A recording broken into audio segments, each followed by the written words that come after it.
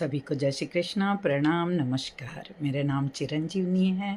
मैं आंध्र प्रदेश से बिलोंग करती हूँ। आंध्र प्रदेश के श्रीकाकुलम ज़िले में मैं निवास करती हूँ।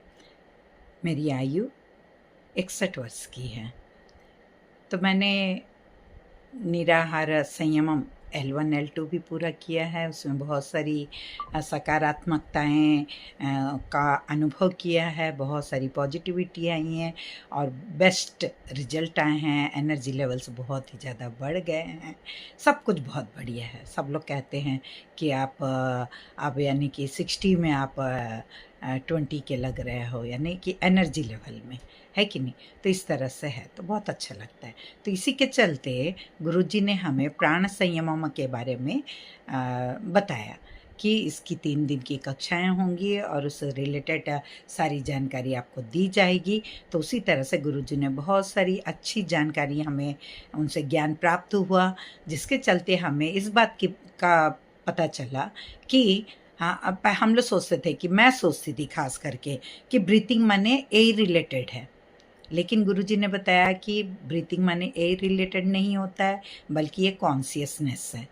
क्योंकि उन्होंने एक उदाहरण भी बताया था। यदि हम किसी पौधे को या फिर फूल पत्तियों को, किसी को भी हम देखते हैं, ध्यान से देखते हुए मन में कुछ यदि कहते हैं, तो उसका जो रिएक्शन है वो पौधे पर नज़र आता है। तो जब ये बात गुरुजी ने बताई तो मैं अपने घर में भृंगराज के पौधे लगाई हूँ गमलों में। तो मैं वहाँ पर गमलों पर पानी दी और गुरुजी की बात को याद करके मैं एकदम शांत होकर के उन पौधों को देखती रही। तो उनमें एक बहुत ही लंबा सा पौधा है भृंगराज का, जिसकी साइड से, बाजू से कई ब्रांचेस भी आए हुए हैं।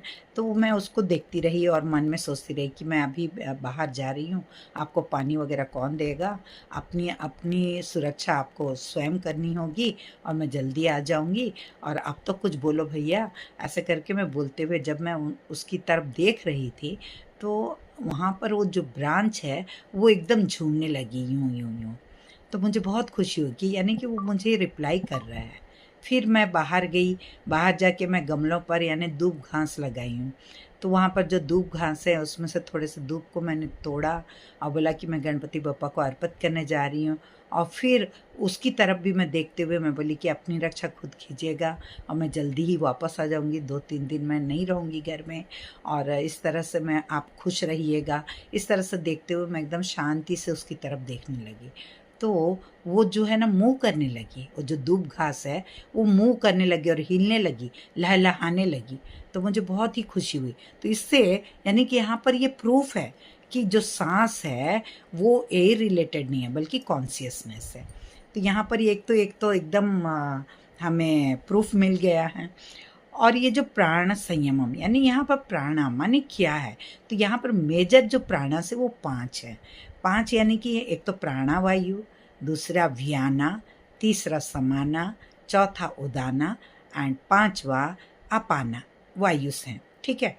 और इन 5 वायुओं का हमें एक्सपीरियंस करना पड़ता है, हमें उस पर ध्यान देना पड़ता है जब हम सांस लेकर के या छोड़ करके कुंभक लगाते हैं।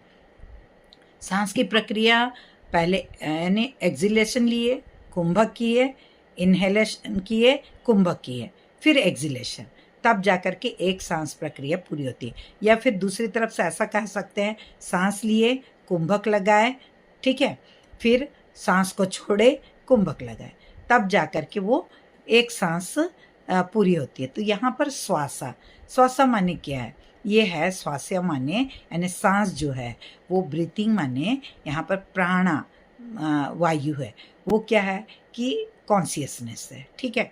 और यहाँ पर जब हम कुंभक लगाते हैं सांस लेने के बाद में या सांस छोड़ने के बाद में, तो उस गैप में जब कुंभक लगाया गया है तो हमें ये उस पर ध्यान देना चाहिए कि हम यदि हम इनहेलेशन कर रहे हैं तो वायु को अंदर ले रहे हैं, ठीक है, तो उस समय प्राणावायु है ना, तो यानी कि एनर्जी लेवल्स एनर्जी मिलती है। फिर उसके बाद में वो व्याना, व्याना माने स्प्रेड होता है, फिर समाना और वहाँ पर शोषित होता है यानी एब्जॉर्ब होता है। उसके बाद में उदाना एक्सपीरियंस होता है, एक्सपीरियंस कहाँ होता है? नाभि के करीब करीब, ठीक है, नाभि के पास में। फिर उसके बाद में अपायन, यानी कि मुंह हो जाता है, यानी बाहर निकल जाता है, ठीक है। तो यहाँ पर अपाना माने क्या है? अपाना अपाना माने यानी जिसका पान नहीं हुआ वो अपाना है, यानी जिसका पान नहीं हुआ वो बाहर निकल जाएगा। तो इस तरह से वो अपाना, ठीक है। अब जब हम एक्सलेशन करते हैं, सांस को छोड़ देते हैं और कुंभक लगाते हैं, उस समय हमें किस बात पर ध्यान देना है? एक्सलेशन कर दिए, छोड़ दिए, फिर उसके बाद में उदाना। उदाना माने एक्सपीरियंस, उसके बाद में समाना, एब्जॉर्ब होता है, वहाँ पर शोषित होता है, उसके बाद में स्प्रेड होता है, यानी व्याप्त हो जाता है पूरा। फिर उसके बाद में प्राण, यानी हम सांस लेते हैं तो वहाँ पर प्राण शक्ति आती है, वहाँ पर शक्ति आती है। तो इन बातों पर यहाँ पर बताया गया। और इसके चलते यदि हम इस प्रक्रिया को हम यदि 5 मिनट भी कर लेते हैं तो हमें इतने अच्छे रिजल्ट मिलते हैं कि उसका हम यहाँ पर वर्णन नहीं कर सकते। क्योंकि हम देख रहे हैं आए दिन यहाँ पर मेडिटेशन, ध्यान, सांसों पर ध्यान लगाओ करके, तो वहाँ पर सांसों पर ध्यान लगाना माने क्या है? मैंने तो कभी नहीं किया, मैं सुनी हूँ, पढ़ी हूँ, लेकिन मैं कभी नहीं करी क्योंकि मुझे वो ठीक नहीं लगता था। तो ये सांस ले, वहाँ पर क्या करते हैं? सांस ले लेते हैं, फिर उसके बाद में छोड़ देते हैं, फिर ले लेते हैं, फिर छोड़ देते हैं। बस ना तो वहाँ पर कुंभक लगाया जाता है और ना ही कुछ किया जाता है, ना ही उस पर कुछ, बस ले रहे हैं भैया, ले रहे हैं तो ले रहे हैं, लेने के पर ध्यान दिए, छोड़ रहे हैं, छोड़ने पर ध्यान दिए। बस 2 ही प्रक्रियाएं वहाँ पर होती हैं, बाकी कुछ नहीं होता है। इसीलिए यहाँ पर सालों सालों, कई सालों तक मेडिटेशन करने पर और घंटों घंटों बैठ करके मेडिटेशन करने पर भी रिजल्ट नहीं आते हैं। लेकिन ये जो अभी हम निराहार संयमम में करते हैं या फिर प्राण संयमम जो बात बताई गई है, यानी मुख्य रूप से प्राण निराहार संयमम करते समय वहाँ पर हम कुंभक लगाते हैं, गुरुजी जैसे हमें निर्देश देते जाते हैं, तो हम लोग वहाँ पर वैसे करते हैं। तो वहाँ पर हमको 24 दिनों में इतने अच्छे रिजल्ट मिल जाते हैं जितने कि 10-10, 15-15 साल मेडिटेशन करने पर भी, और हर दिन घंटों, कुछ लोग बोलते 3 घंटा मेडिटेशन किए, कुछ लोग बोलते 2 घंटा कर रहे हैं, हर दिन कर रहे हैं, सुबह कर रहे हैं, शाम को कर रहे हैं, फिर भी किसी प्रकार का कोई रिजल्ट नहीं आ रहा है। उसका कारण क्या है? वहाँ सिर्फ ले रहे हैं, छोड़ रहे हैं और कुछ नहीं। लेकिन यहाँ पर क्या कर रहे हैं? इस संयमम में यहाँ पर हम लोग उस पर ध्यान दे रहे हैं कि जो लेने की जो प्रक्रिया है और छोड़ने की प्रक्रिया और बीच में जो कुंभक लगाया जा रहा है, उस कुंभक में क्या क्या हो रहा है उस पर, उसको गैप बोलते हैं और उस पर हम लोग ध्यान देते हैं। तो ध्यान देने के कारण ही क्या होता है, हमें कम से कम समय में अधिक से अधिक लाभ प्राप्त होते हैं। तो ये कारण है। तो यहाँ पर यानी कि, और मैं देख रही हूँ, मैं अभी कल भी करी थी, आज तो नहीं कर पाई, समय नहीं मिल पाया था मुझे, थोड़ी व्यस्त हो गई थी, कल परसों की थी। तो वो करने पर क्या हुआ कि जिस तरह से गुरुजी हमें निराहार संयमम में जैसा करवाते हैं, उस समय जैसी अनुभूति हुई थी, इस समय भी वैसी हुई। बस यहाँ फ़र्क इतना था कि गुरुजी हमें वहाँ पर शिव शिव शिव शिव बोलते जाते और हम लोग सुनते जाते हैं। यहाँ पर मैंने वैसा कुछ नहीं कहा क्योंकि हम वैसा नहीं बोल सकते हैं, है कि नहीं। और अब वहाँ सुनने का भी कोई नहीं था, तो मैं एकदम शांत बैठ करके मैं 5 मिनट इस तरह से की थी। तो वहाँ पर जैसे उस समय जैसे अनुभूति हुई निराहार संयम में, उसी तरह से यहाँ पर भी उसी तरह की अनुभूति मैंने प्राप्त करी है। तो ये बहुत ही अच्छा लगा। तो और यहाँ पर और एक ही दहन संस्कार के बारे में भी गुरुजी ने हमें जानकारी दी कि हिंदू लोगों में ही दहन संस्कार होता है। दहन संस्कार के समय क्या करते, चिता को जब आग लगाई जाती, जब तक कपाल फट नहीं जाता तब तक लोगों को वहाँ पर वेट करने के लिए कहा जाता है।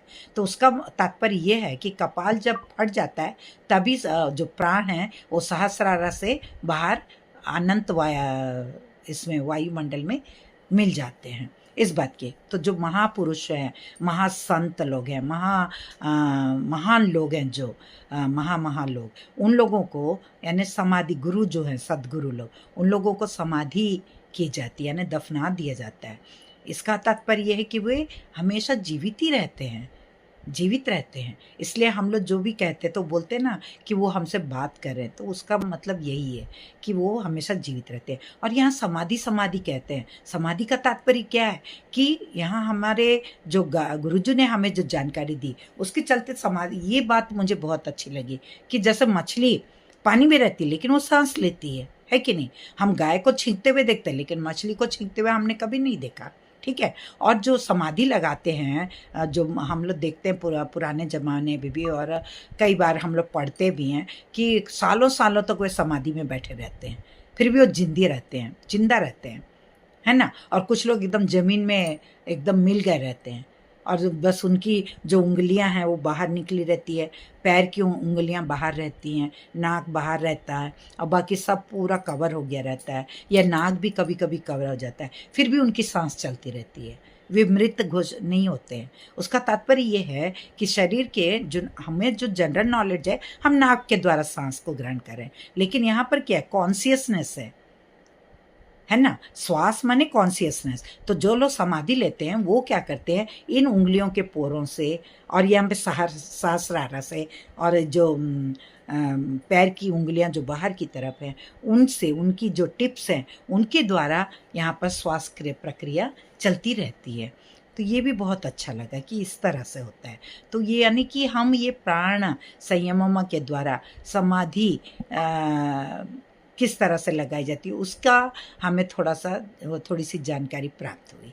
तो यानी मैं कहती हूँ 3 दिन का जो अनुभव है बहुत ही मस्त रहा, बहुत अच्छा रहा। अनेक बातें, बहुत सारी बातें यहाँ पर हमें पता चली जो जिसके बारे में हमें कन्फ्यूज़न था। और यहाँ पर और एक बात भी बताई कि एक पेड़ का जो बीज होता है वो दूसरे बीज से समान नहीं होता है, इस बात पर भी। और जैसे हम लोग सांस लेते हैं तो उस समय भी पहली सांस दूसरी सांस के बराबर नहीं होती है, उसकी जो अवधि होती है वो समान नहीं होती है, और कुंभक की अवधि भी समान नहीं होती है। पहली बार अलग होगी, दूसरी बार अलग होगी, उसके बाद अलग होगी। तो हर बार यानी कि यहाँ पर उसमें यानी वो भिन्नता हमें वहाँ पर दिखाई देती है। तो इसके बारे में भी यहाँ पर बताया गया है। तो यानी कि प्राण संयम की का जो सेशन है वो बहुत ही अच्छा लगा, और हम इस इंतज़ार में कि अगला सेशन गुरुजी कब प्रारंभ करने वाले हैं और हमें कौन कौन सी नई जानकारी प्राप्त होने वाली है, इसके इंतज़ार में हैं। आपका कोटि कोटि नमन गुरुजी, जो इतनी अच्छी जानकारी आपने हमें प्रदान करी जिसके बारे में हम कभी सोच भी नहीं सकते थे। और यहाँ पर आपके चरणों में कोटि कोटि नमन। कितना भी आपका शुक्रिया अदा करें वो बहुत ही कम है। हम लोग कभी भी ज़िंदगी में आपका ऋण नहीं चुका सकते। और एक बात यहाँ पर मुझे याद आई कि हम लोग सोचते हैं कि कुछ लोग बोलते हैं कि उसने अंतिम सांस छोड़ दी, यानी वो उनकी मृत्यु हो गई। तो यहाँ पर अंतिम सांस कभी जिसकी मृत्यु हो जाती है वो अंतिम सांस नहीं छोड़ता है, बल्कि वो अंतिम सांस लेता है, और फिर छोड़ने के लिए वो जीवित नहीं रहता है। छोड़ने के लिए वो जीवित रहता ही नहीं है, क्योंकि उसका हो गया, अंत हो गया, है ना? और जो बच्चा पैदा होता है तो वो पहली बार सांस लेता नहीं है, बल्कि सांस छोड़ करके जन्म लेता है। तो जन्म के समय एक्सिलेशन होता है और मृत्यु के समय इनहेलेशन होता है। इस बात की भी जानकारी हमें आपसे प्राप्त हुई गुरुजी, और बहुत बहुत धन्यवाद। बहुत सारा ज्ञान हमने प्राप्त किया, फिर भी ये बहुत ही कम है। और भी बहुत सारी बातें आपसे प्राप्त करने की आशा में बहुत बहुत धन्यवाद। आपका कोटि कोटि नमन। जय श्री कृष्ण।